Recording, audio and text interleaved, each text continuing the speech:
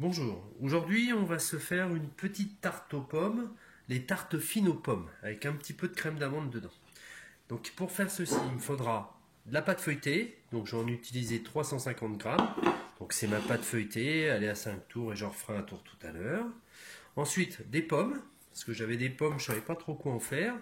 Donc là c'est des petites pommes, alors je vais peut-être galérer un peu, j'ai pris 6-7 petites pommes. Hein, des grosses, il y en aurait peut-être besoin d'un petit peu moins.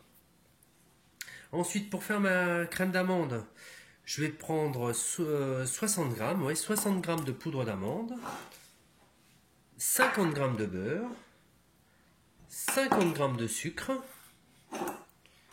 Je vais mettre 10 grammes de farine et un œuf. Alors, comme il y a une petite quantité, je vais la faire au fouet.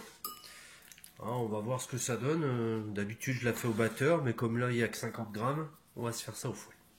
Donc, pour commencer, tac, je vais me faire un petit peu de place. Donc, je un petit peu mes œufs. À ça, je viens rajouter mes 50 grammes de sucre.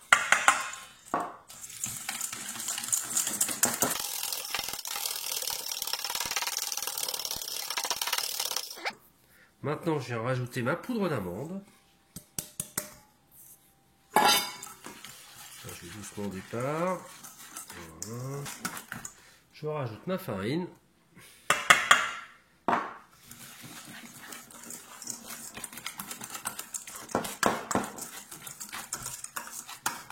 Mon beurre qui est à température ambiante, hein, ou ramolli si on peut pas. Je le coupe en tout petits morceaux que je mets dedans.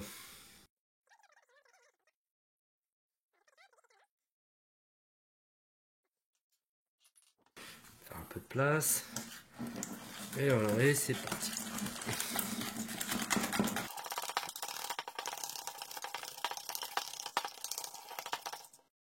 Voilà, c'est la partie la plus délicate. Je mélange bien avec mon fouet pendant 5 bonnes minutes.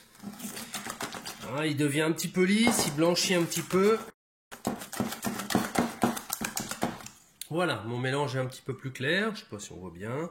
Donc là, c'est fini. Je le mets de côté.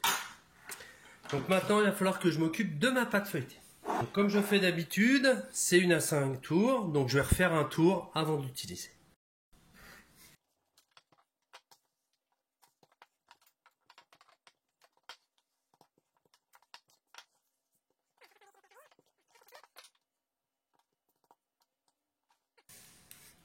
Ma pâte est prête à être utilisée. Voilà, j'ai enfoncé un peu avec mon couteau. Et je vais réaliser un rectangle.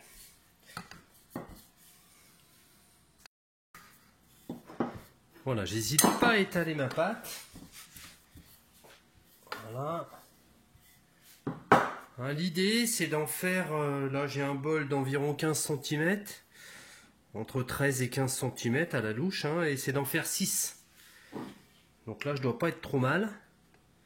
Donc je vais placer, hop, je prends un couteau à l'envers et je vais faire le tour. Tac. Tac. Voilà, ce que je voulais montrer, c'est l'épaisseur. Donc c'est vraiment très très fin. Hein, l'idée, c'est vraiment de faire des tartes fines. Voilà. Un autre point, il faudra les piquer. Il faudra piquer un petit peu la pâte. Donc je peux soit les piquer individuellement, soit piquer tout l'ensemble si j'ai un pic vite. Hein, pour qu'elle ne monte pas trop non plus. Bon, normalement, vu l'épaisseur, on risque pas grand chose. Mais ça reste un petit peu délicat. Voilà. Je viens faire. Et avec mon emporte-pièce, je fais mes 6. Donc là, je les pose bien sur ma petite assiette et je vais les mettre au frigo après. Voilà. Et mon dernier qui est un petit peu trop petit, avec les chutes, on va essayer d'arranger ça. Tac.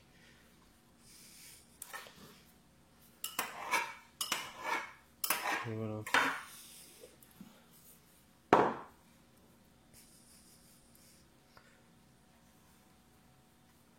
Et voilà, j'ai mes 6. Impeccable. Les chutes, je m'en servirai plus tard pour faire autre chose. Ou si vous voulez, vous pouvez en refaire une avec les chutes. Hein. Pendant ce temps-là, je vais éplucher mes pommes. Donc je vais éplucher mes pommes et puis après je les couperai en petites rondelles.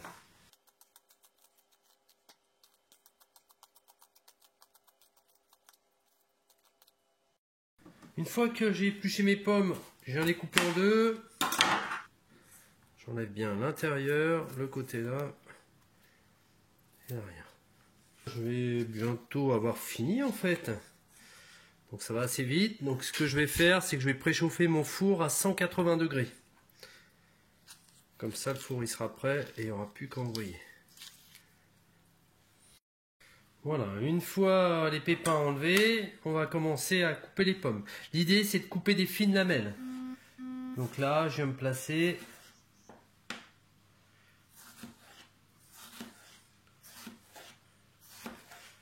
Voilà, j'essaye de faire couper mon couteau et que les lamelles restent collées, ce qui m'arrangera un petit peu pour la suite. Voilà, plus votre lamelle est fine, meilleur ce sera. Sac de four, dessus je mets du papier cuisson. Je récupère mon feuilletage que j'avais mis au frigo. Voilà, je mets mes 6. Voilà, une fois que c'est fait, je prends ma crème d'amande. Voilà, je la répartis. J'en mets pas de trop. Oh. Parce que sinon, je vais être embêté parce que ça va couler. Hein, comme c'est à base de beurre, dès que ça va chauffer, ça va fondre. Donc là, j'ai même un petit peu trop d'appareil. Voilà, je l'étale bien avec un couteau ou une spatule. Voilà, pour que ça me prenne vraiment ma tarte au maximum. Une fois que c'est fait, j'ajoute mes pommes. Donc mes pommes, je vais les mettre, hop, je commence ici.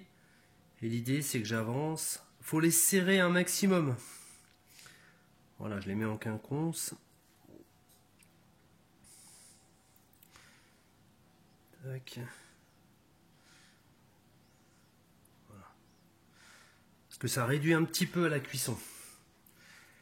Alors moi j'ai des petites pommes. Donc je mets au moins une pomme par tarte.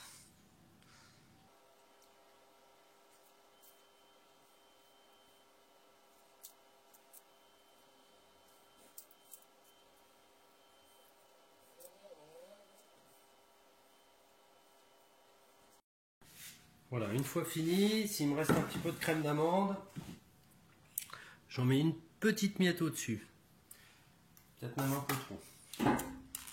Voilà, je cherche vraiment à mettre juste une miette au centre.